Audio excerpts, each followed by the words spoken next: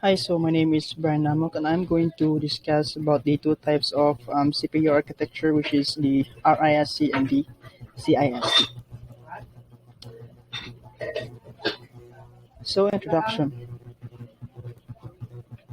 So, before we proceed with this RISC and CISC, let me first discuss to you about the processor, because since this two is a CPU architecture, which is a type of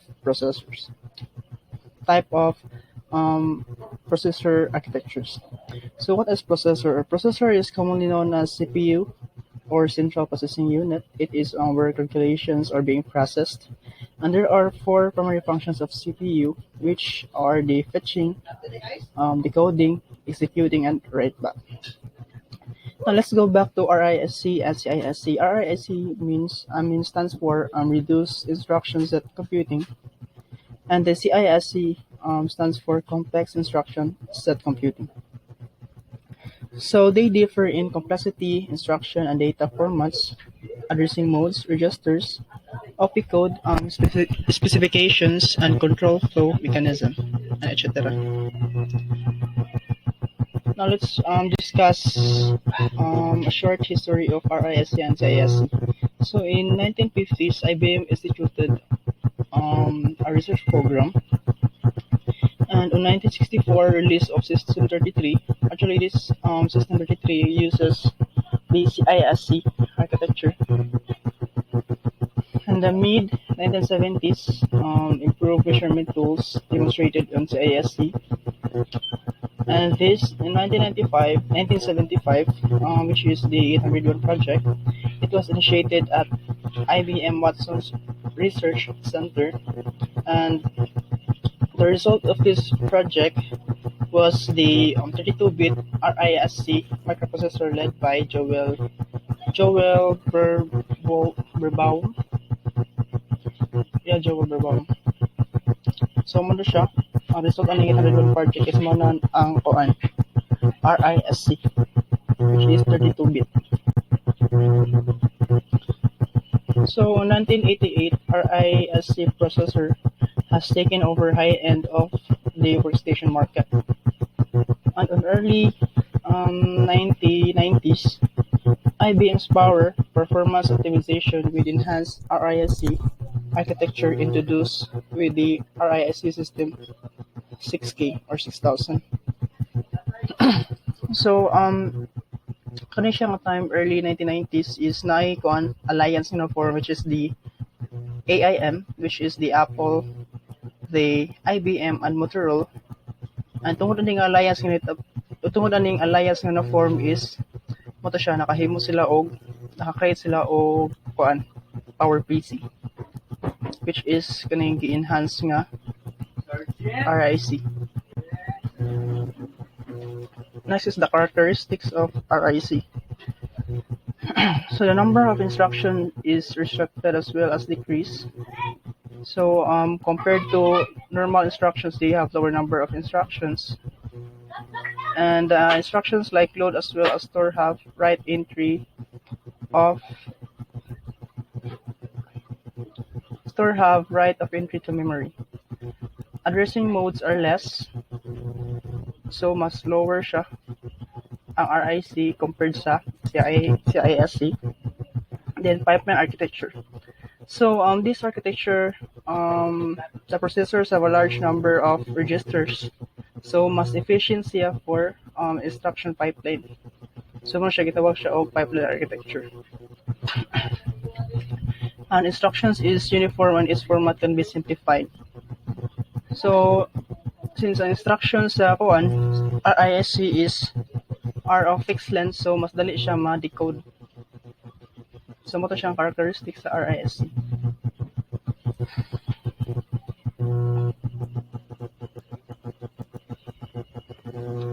So next is the characteristic of CISC. So a large number of instructions, then instruction decoding logic will be complex. Since ako ni siyang CISC mo good is they support high-level languages for simple compilation and complex data structure. So mo siyang buan siya. Logic will be complex. And a large variety of addressing nodes. So it is collected with more addressing nodes. So fewer registers, normally from 5 to 20 sa CISC. Then instruction may take more than a single clock cycle to get executed. So ang saning CISC may take more time to execute the codes as compared with the only clock cycle. So ang RISC, compared mo sa RISC, ang RISC is siya, almost single clock cycle ra siya. Then compared sa kaning CISC, which is daghan siya ang clock cycle. Then less number of general purpose registers as operation get performed in memory itself. So mo to siya, memory itself ang CISC. Next is various CISC designs are set up with two special registers for the stack pointer on for managing interrupts. So next is the differences between the RISC and the CISC. So the first one is RISC stands for Reduced Instruction Set Computer. So obviously lahi na siya daan kay ang CISC is Complex Instruction Set Computer. The next is the RISC processors have simple instructions taking about 1 cycle clock. So mo to siya ang giyon kanina, 1 cycle siya sa RISC. And the average clock cycle per instruction is 1.5. While ang CISC is multiple clocks for execution, so mas daghan siya clock cycle, and the average clock cycle per instruction is 2 to 15. So next, the third one is performance is optimized with more focus on software, while ang CISC is more focused on hardware. Number 4, it has no memory unit and uses separate hardware to implement instructions, while ang CISC is it has memory unit to implement complex instructions. So the fifth is it has hardware unit of programming, and it has a microprogramming unit, ang CISC. Number 6, ang RISC is multiple register sets are present, while ang CISC is only has a single register set. So single ra ang sa CISC. Number 7, execution time is very less, and sa CISC is execution time is very high. Like obviously mas dagan og kuan clock cycle ang CISC compared sa RISC. 8 is code expansion can be a problem, while the CISC is code expansion is not a problem. Number 9, decoding the instruction is simple, while sa CISC is complex ang pag-decode. The 10th one is ang RISC, it does not require external memory, while ang CISC is mag-require siya of external memory for calculations. The 11, the most common RISC microprocessors are Alpha, ARC, ARM, APR, MTPS, PA, RISC, PIC, Power Architecture, and Spark. Actually, dili ko familiar sa nila. And while sa CISC is one, processors are the System 360. Itong akong isulti kanina sa isulti na ako kanina sa introduction. Na-release ang System 360 mo to siya, CISC to siya. Then the VAX, PDB 11, Corolla, AMD, and Intel CPUs. So CISC din siya kanina Intel o AMD architecture. Next is the 12th one. RISC architecture is used in high-end applications such as video processing, telecommunications, and image processing, while ang CISC is used in low-end applications such as security system, home automation, and etc. So actually, mas daghan pa og differences ang RISC o CISC, but ako rang gipili ang ako rang gi-select ang 12 kabuk. Next is the advantage of RISC.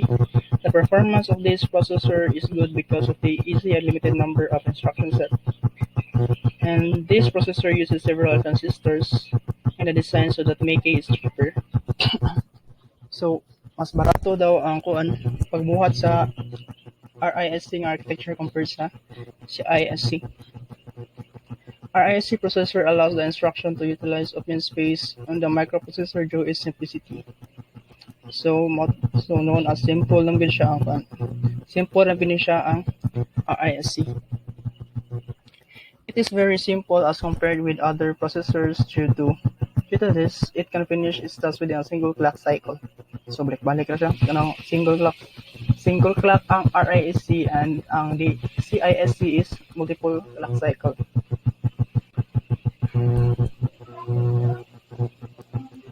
So the performance of the RISC processors depends on the programmer or compiler. So magdepende ang nakabati sa RISC is magdepende siya sa programmer and compiler kay ang compiler magud plays an important role while converting the CISC to RISC code. And ang compiler magdepende mo siya sa programmer. Depende siya sa i-program sa programmer. Then RISC processors have large memory cache on the chip itself. RISC architecture necessitates on chip hardware to be continuously programmed. So next is the advantage of CISC. In CISC, it is easy to add new commands into the clip without need to change the instruction set. The architecture allows you to make efficient use of main memory. So ang kanim kong CISC is ang takto siya ng example if mag-code siya gamit ang pag-code to sa assembly is magamit siya og katong CISC architecture niya. Since ang assembly is di ba sa assembly is mag-code to assembly is ma-organize na tayo asa padung ang asa padung ang mga values sa memory or asa siya ma-register. Then the compiler should not be very complicated. As with the case of CISC, the instruction sets can be written to match the structures to high-level languages.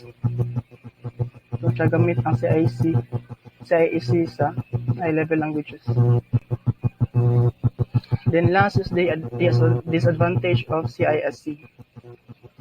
Earlier generations of a processor family mostly contained as a subset in every new version. Hence, instruction set and chip hardware becomes complex with each generation of computers. The performance of the machine slows down because of the clock time taken by different instructions will never be similar. Then they are larger as they require more transistors. So mas mahal gid siya kay mas require siya og mas daghan nga transistor. Okay, so that's all about my discussion about the RISC and CISC. Thank you.